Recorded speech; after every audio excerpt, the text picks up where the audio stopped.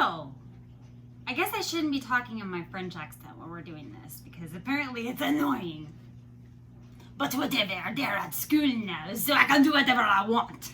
Alright, so we talked about mise en place with our croissants. It's very important with croissants, and I usually goof off around in the kitchen a lot, but when I'm talking about croissants, I am all down to business. It's super serious for me because it's so difficult to make, and so I have to do it right the same way every time so that I get those consistent results. So I have talked about mise en place, and today's mise en place includes having the right tools and your ingredients together before you start.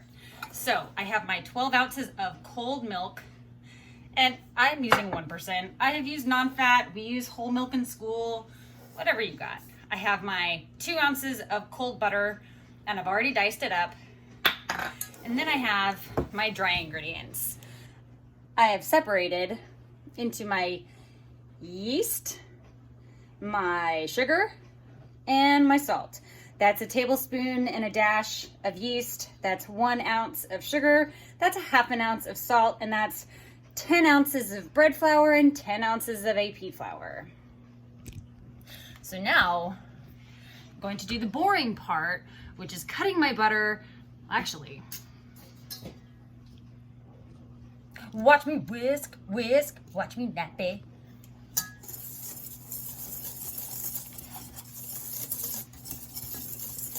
This is how we whisk together. Okay, and now, just like we did with the biscuit dough,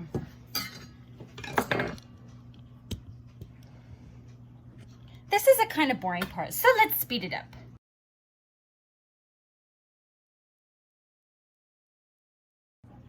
Okay, now that we have fine butter pieces in our flour mixture, we did this before we put the liquid in because we did not want to create any more gluten than we need to, because we're going to be doing that a lot. Well, every time we roll it out, we're going to be creating more gluten strands. So we want to try and minimize the time that we work with the dough with the liquid. So now I'm going to grab a handy tool. So when I made this in the bakehouse, we made it in big quantities. So yeah, we had to make it in the mixer. But it's the same process. We cut the butter into the dough using the paddle. Did we use the paddle? I can't remember. It's been so long. But that's what we did in school. We cut the butter into the flour using the paddle, and then we gently mixed in the milk until it just came together, and then we finished putting it together by hand. And I have learned in my kitchen, when I'm doing just a one-time batch, this is gonna make maybe a dozen croissants. It's best to just do it by hand.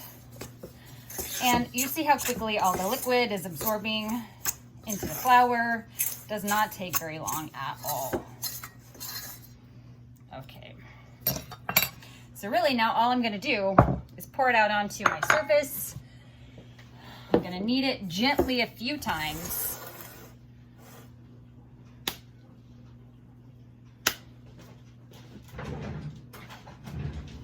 And that's only so that I can get it all together.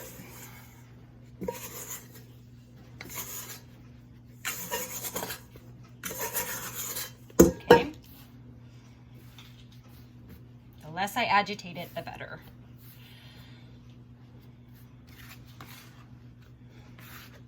Seems a little on the dry side. That's okay. It's going to take some time for the liquid to hydrate the flour. It does not hydrate it immediately. We must remember this. We have to give it some time. We have to let all of it rest. We have to let it chill out. It's gonna be okay. And I don't want this to be a super smooth dough right now anyway. It's gonna get better. Trust. Okay?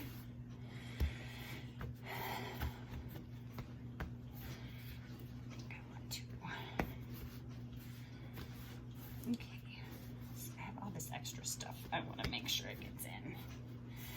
And my dough is still pretty cold. So another way that I was gonna cut the butter into the dough was using my food processor. Totally great way to cut butter into dough. Especially with this one, because I want my butter chunks to be in little pieces. So then I don't really have to watch it. I can just let it go. And it'll give me those teeny tiny pieces, but it's in the dishwasher. So by hand it is. And you can see already it's absorbing. Still dry. I'm gonna leave it at that. I'm gonna wrap it up.